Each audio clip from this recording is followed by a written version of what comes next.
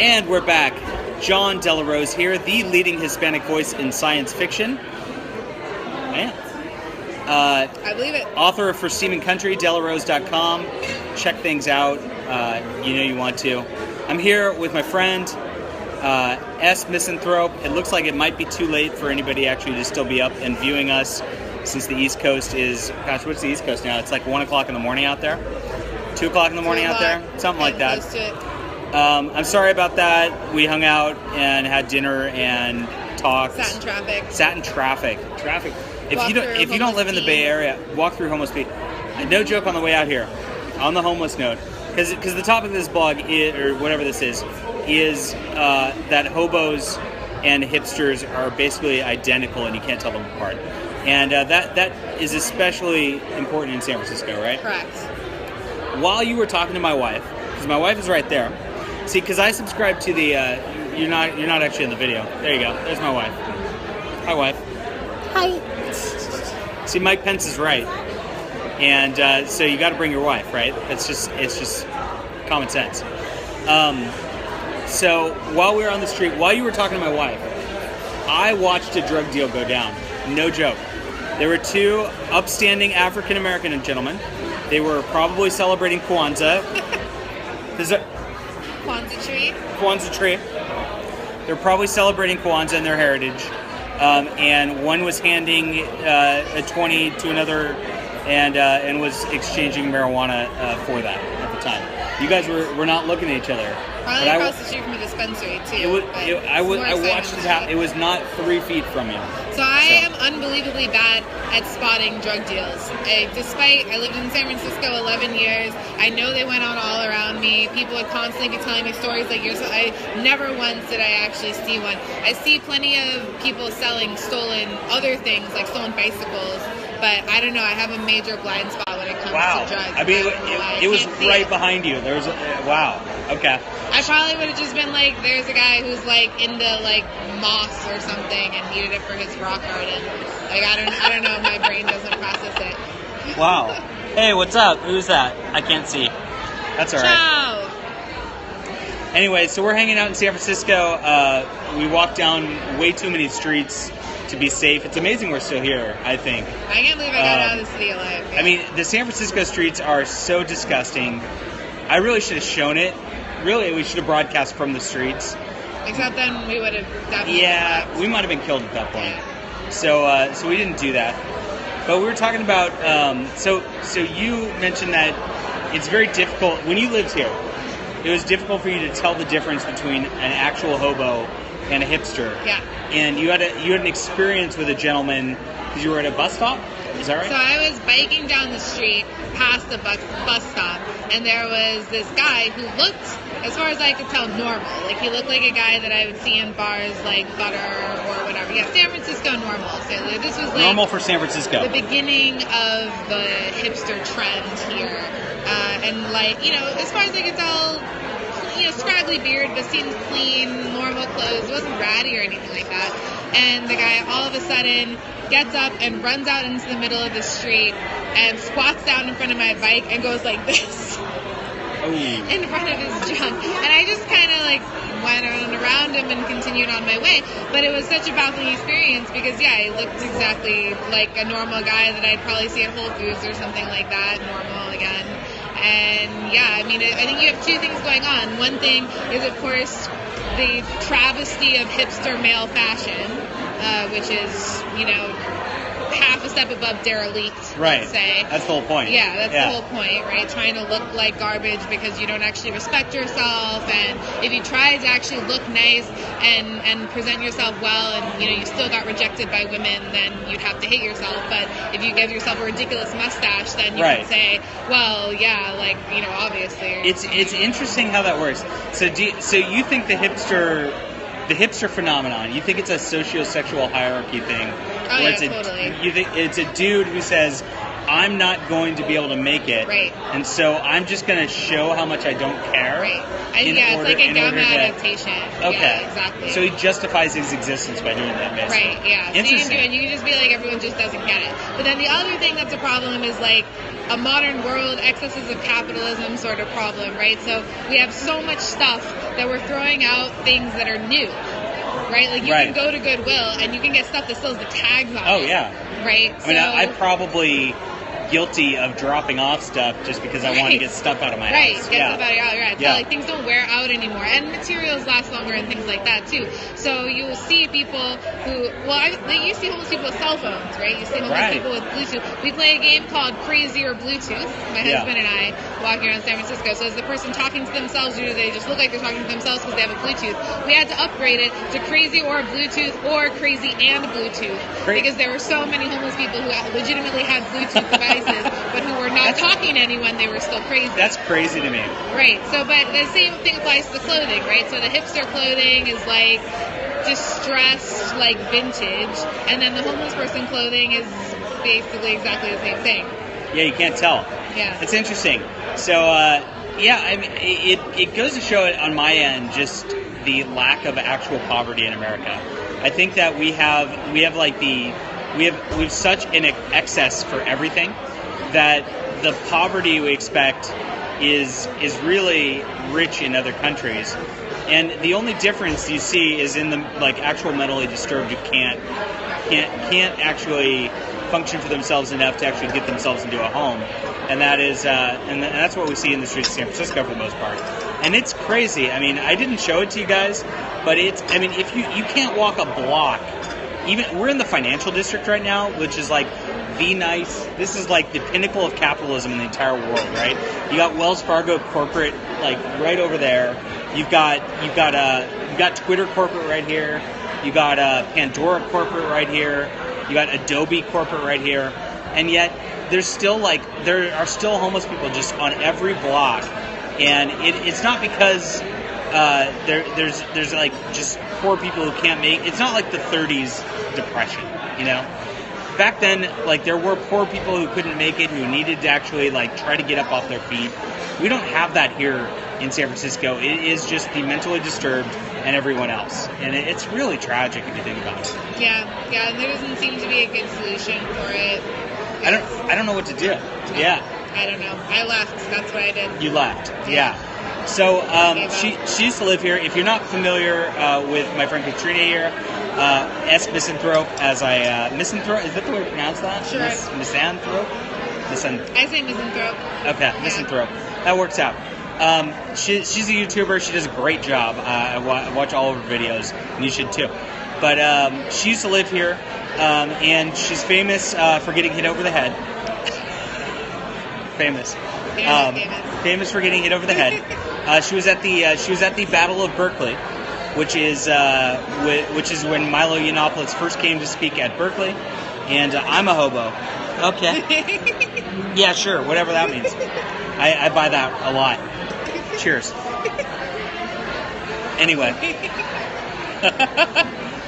She was at the Battle of Berkeley and was attacked by Antifa, and decided was that the decider point? Are you a decider like George W. Bush? Yeah, I'm the decider.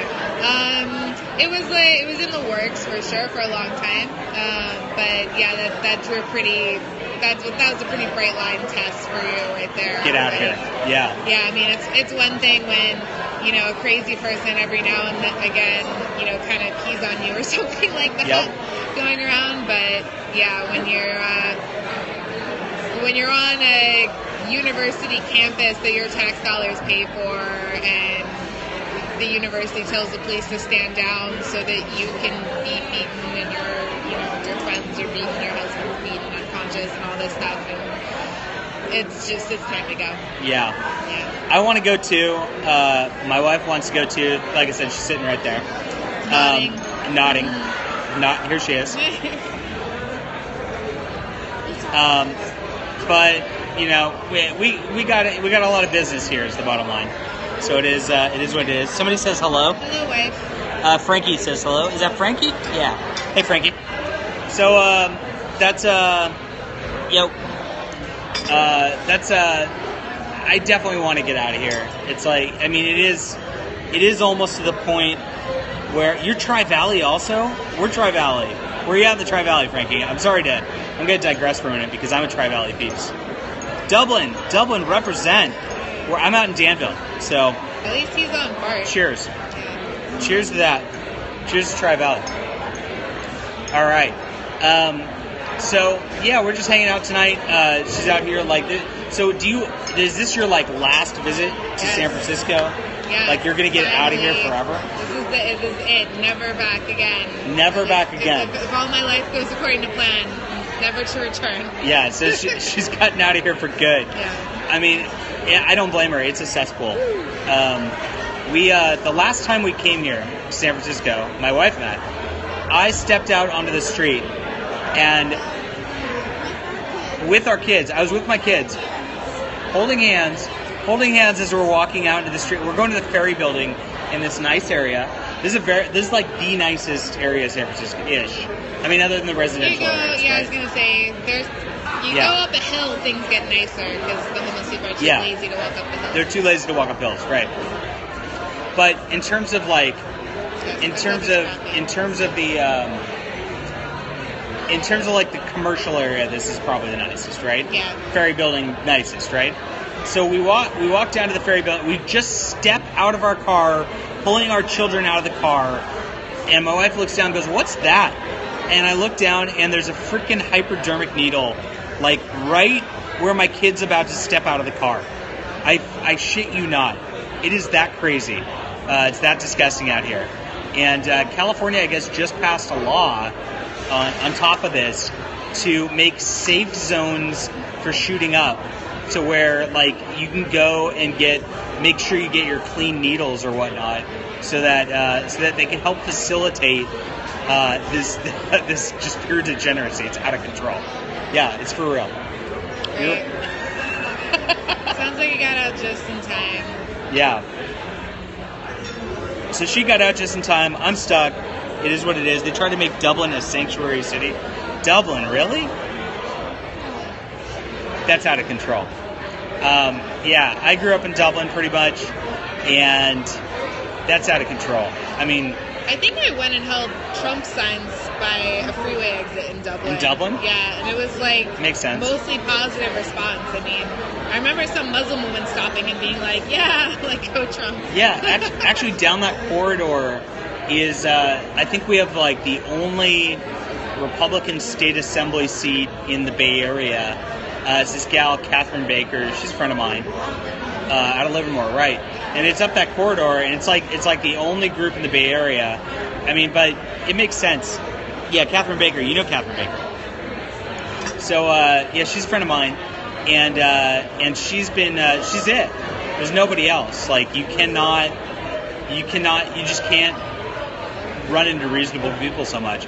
But in that little stretch, I mean, it is a you got like kind of like the tech CEOs like kind of living there basically, and that's why there's some positive responses. Gotcha. So the people who produce, and then there's everybody else, right. which is how capitalism works. So what are you up to now? So you're in Colorado. What are your plans? Oh gosh, well, I have a baby coming, which everyone knows about, but no one believes. Congratulations. So yeah, that's She does not look pregnant. I look pretty pregnant. No, she doesn't look pregnant. But yeah, that's the big thing. I mean, kind of everything kind of converges around that point. I think that's cool. When you're starting that out, so that's true. It's life changing. Yeah, it's life changing in a good way though. So have kids, do it. You do the next reveal yet? Are you asking me, or are you asking? What are you revealing? Oh, you're asking the gender reveal, right? Gender reveal. It's a girl. Oh, it's a girl. Aw, so we got a girl. So are you going to raise her as a girl, or are you going to raise her as a hardcore feminist? Okay. I'm going to dye her hair blue as soon as she comes out. Are you going to let her shave one side? Are you going to let her choose her gender then? Oh yeah, okay. Yeah. But she's going to choose girl because men are inferior. So. Men are inferior. I have words about this, but you hit the baseball to explode. Yeah, I know. I'm not a big ceremony person or like cutesy thing. Like most of the stuff that I have to look at for like baby related stuff makes me want to kill myself. Like I can't stand. It's not focused. It's not actually focused on the kid, right? Like there's so much stuff, and it's just like it's all about not even the parents. It's mostly about mom. Like it's like cute things for mom to feel cute about it, and like if you try to look up baby books, all you get is crap about how to lose the baby weight. Nothing about what to actually do with the baby.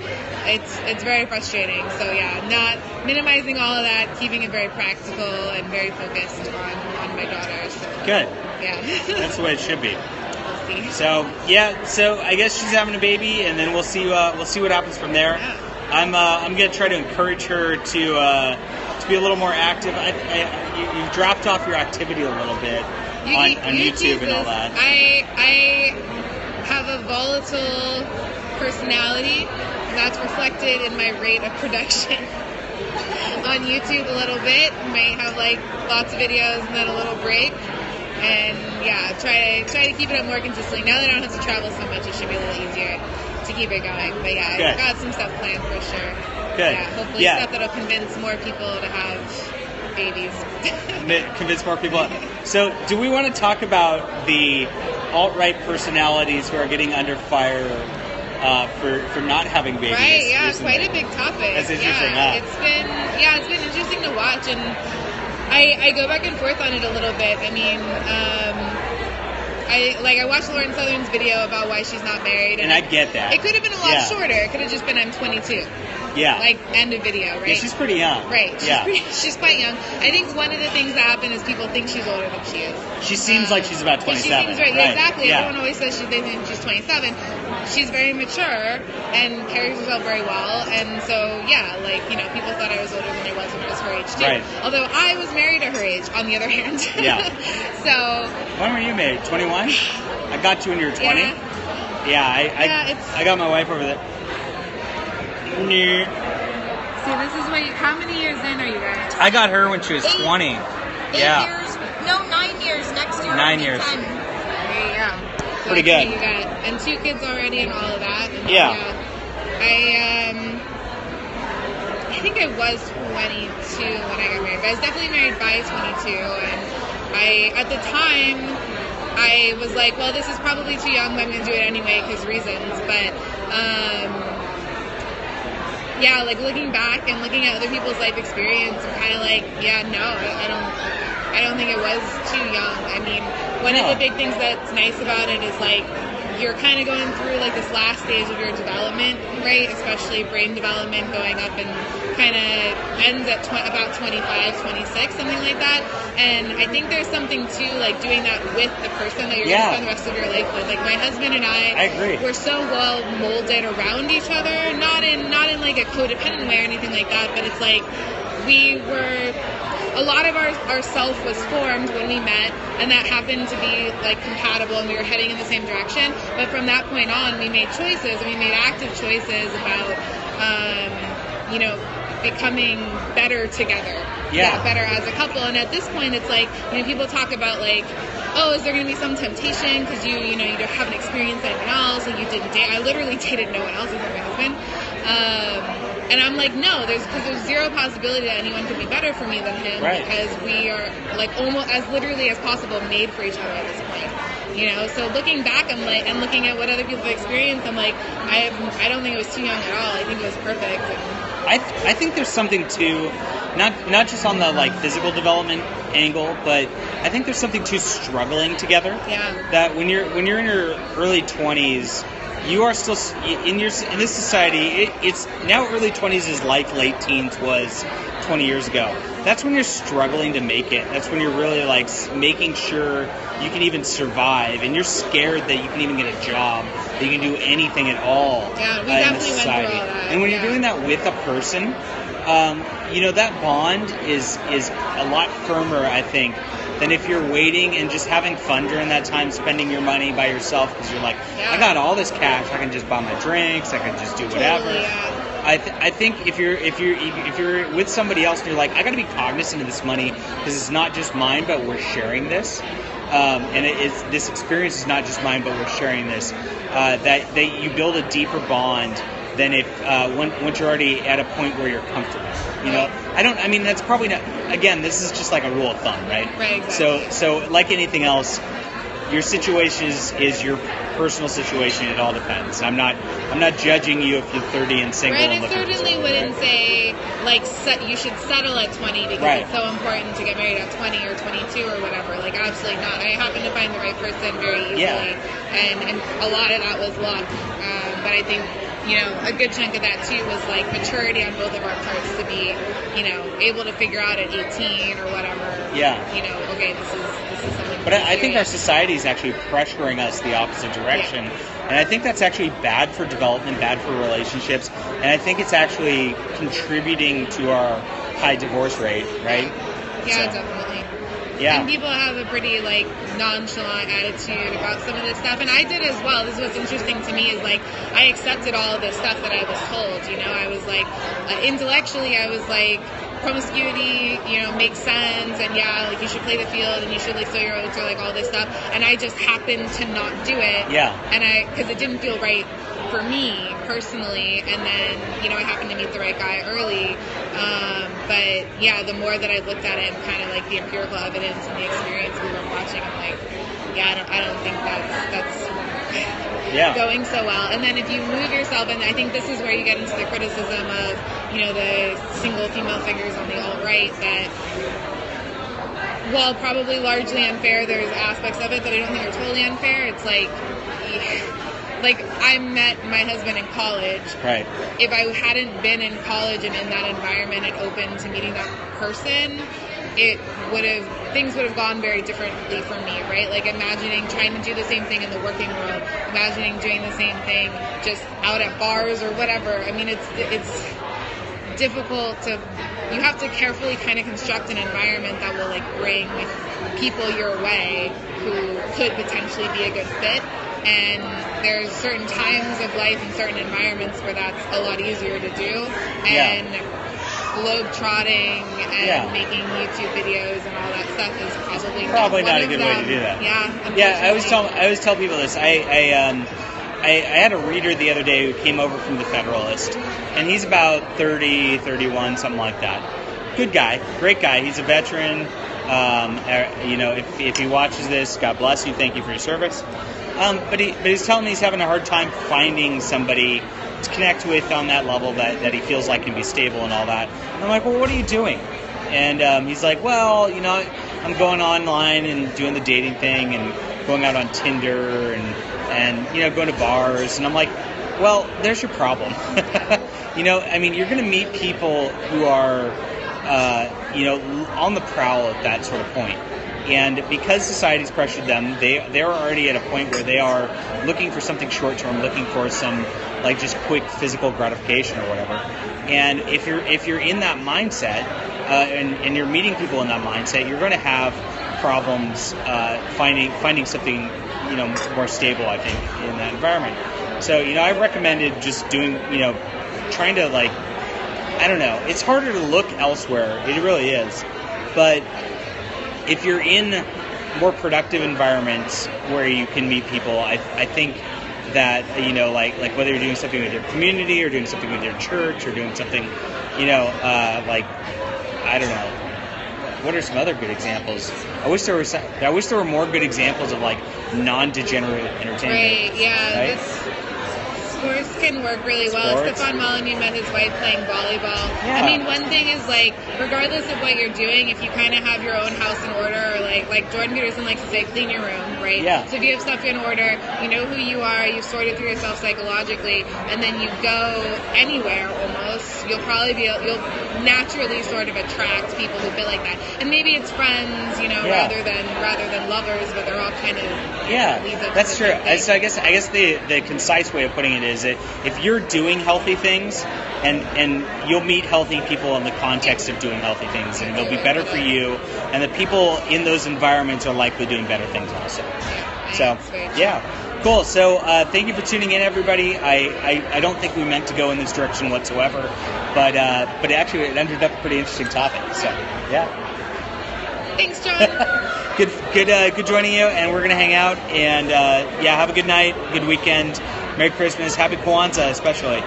we definitely celebrate Kwanzaa. So, yeah, we'll see you guys soon.